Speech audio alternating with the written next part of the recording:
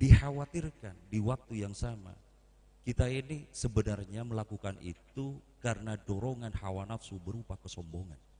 Kalau ini yang terjadi, maka hati kita akan sulit untuk mendapatkan cahaya hidayah dari Allah Subhanahu wa taala.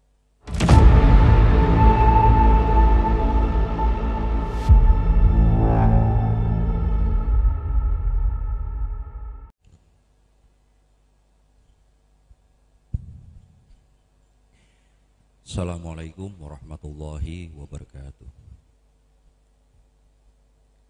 Innal hamdalillah nahmaduhu wa nasta'inuhu wa nastaghfiruh wa na'udzu billahi min shururi anfusina wa min sayyiati a'malina.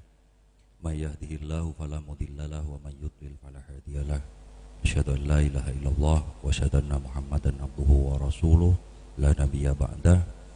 Allahumma salli wa sallim wa barik ala sayyidina wa maulana Muhammad wa ala alihi wa ahli baitihi wa ashabihi wa ummatihi ajma'in. Assalatu wassalamu alaika ya Nabi Allah. Assalatu wassalamu alaika ya Rasulullah. Assalatu wassalamu alaika ya Habiballah. Assalatu wassalamu alaika ya Safiyallah. Assalatu wassalamu alaika ya sahibas syafa'ah. Amma ba'du. Syukur alhamdulillah teman-teman sekalian, malam hari ini ngaji burdah kita kembali terhelat di sini. Semoga rahmat dan berkah Allah senantiasa dilimpahkan kepada kita semua, keluarga kita semua, anak turun kita semua, hajat kita semua, baik hajat dunia maupun hajat akhirat. Sholawat dan salam mari kita hadiahkan selalu kepada kekasih hati kita baginda Rasulullah Muhammad sallallahu alaihi wasallam. Yang saya hormati Kak Kuswaidi Syafi'i dan teman-teman sekalian. Teman-teman sekalian, Kak Kus tadi cukup panjang menyinggung tentang iblis. Iblis itu di Al-Quran itu ada penggambaran seperti ini, dan ini enggak hanya ada di dalam satu ayat, tapi setahu saya dituturkan dengan redaksi yang agak berbeda tapi banyak samanya di 5 tempat lainnya. Saya kutipkan salah satu aja di surat Shad, ya, agak ujung ke belakang. Bismillahirrahmanirrahim. Wa idh qala rabbuka lil malaikati inni ja'ilun wa idh qala rabbuka lil malaikati inni khaliqum basyaran min tin fa idza sawaituhu wa nafa'tu fihi min ruhi faqa'u lahu sajidin. Ayat yang kedua ini saya sengaja lewat-lewatin ya, karena saya pengen ke poinnya nanti.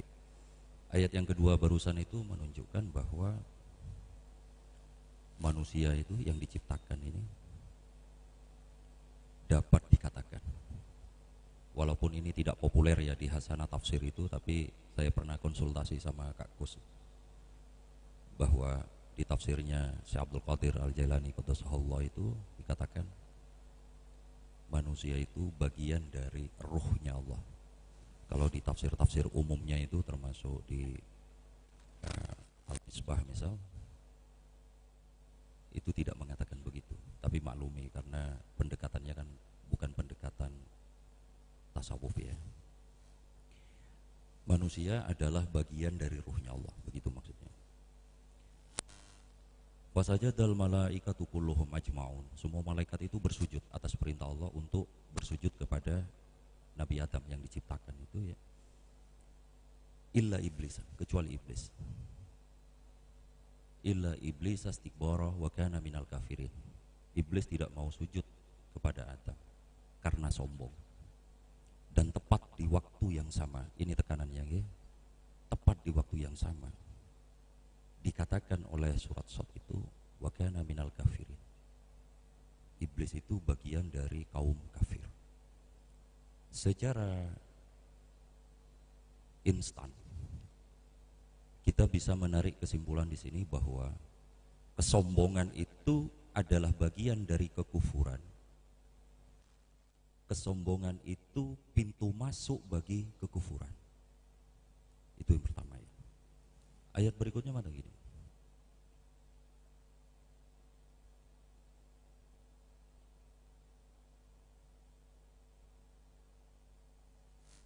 Fasajadal malaikatu kulluhum ajmaun illa iblis astikbara minal kafirin. Qala ya iblisu ma mana'aka antas juda lima khalaqtu biyadayya astakbarta am kunta minal alin. Gusti Allah itu berfirman kepada iblis, bertanya, kenapa kamu enggak mau sujud? Apakah engkau sombong atau termasuk golongan dari manusia, dari makhluk yang tinggi hati? Qala, iblis menjawab, ana khairum minhu khalaqtani min narin wa khalaqtahu min tin. Aku lebih baik dari Adam karena aku diciptakan dari api, sementara Adam diciptakan dari tin atau tanah itu. Qala fakhruj minha. Allah lalu berfirman, keluarlah dari surga.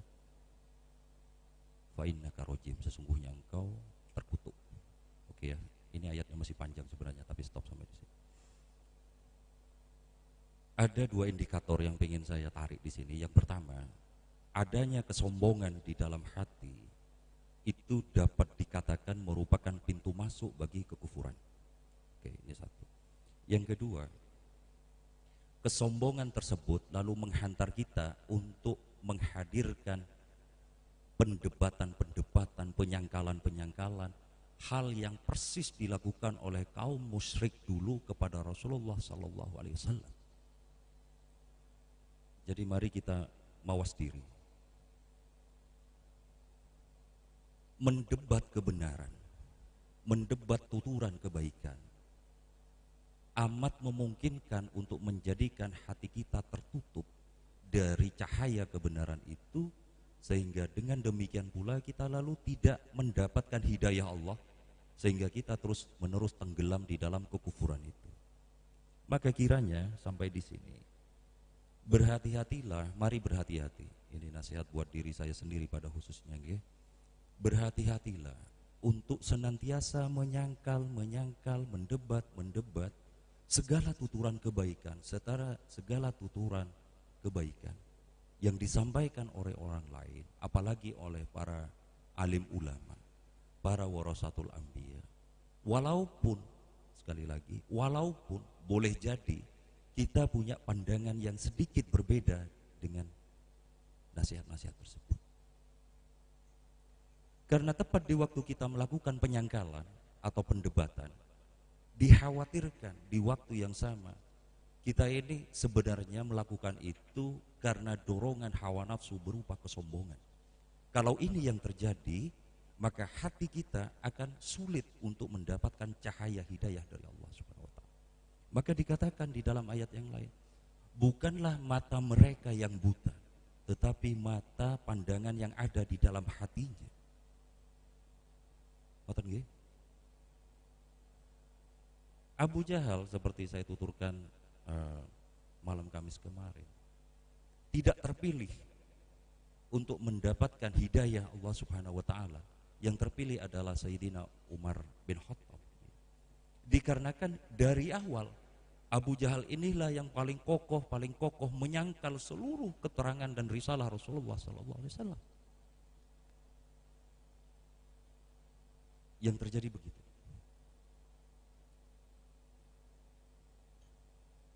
Jika misal ada seseorang mengatakan, berusahalah untuk bangun malam, bertahajud, jelas ini adalah kebaikan yang tiada disangkal oleh ulama manapun. Kiranya agar kita bisa turut menjadi bagian dari amaliyah ini, tentu nomor satunya, esensinya adalah karunia Allah Subhanahu wa taala, kita paham. Tetapi jika kita melakukan penyangkalan terhadap nasihat ini, misal kita mengatakan jalan untuk mendapat rahmat Allah bukan hanya melalui tahajud, sungguh saya khawatir ini merupakan bagian dari istikbaron, kesombongan, yang kemudian menjadi hijab bagi hati kita untuk mendapatkan cahaya karunia hidayah itu dalam wujud amal-amal soleh itu.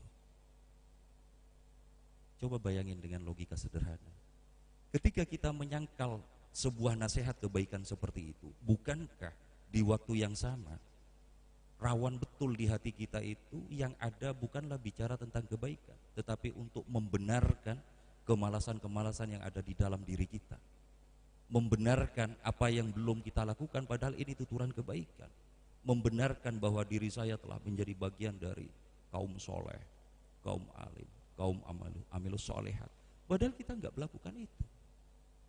Maka teman-teman non sewu, jelas tiada syak sedikit pun bahwa segala tuturan Kanjeng Nabi Muhammad SAW itu benar adanya, selalu dalam bimbingan Allah Subhanahu wa Ta'ala. Kepada hal-hal sekecil apapun yang dituturkan Rasulullah, mari jangan pernah sangkal, walaupun kita belum menjadi pelakunya. Contoh sederhana, Rasulullah SAW senang pakai baju putih misal. Saya juga kadang-kadang pakai baju putih, kadang tidak, seperti saya, seperti kamu dan sebagainya, seperti kita pada umumnya. Tapi mari janganlah tuturan tersebut itu lalu disangkal dengan mengatakan bla bla bla bla bla bla bla, karena sungguh khawatir yang kita sangkal ini Kanjeng Nabi yang jauh melampaui apapun, bahkan amal ibadah kita, ilmu kita kelak di hari akhirat untuk gondelan, pasrahkan diri kepada Kanjeng Nabi untuk dapat syafaatnya.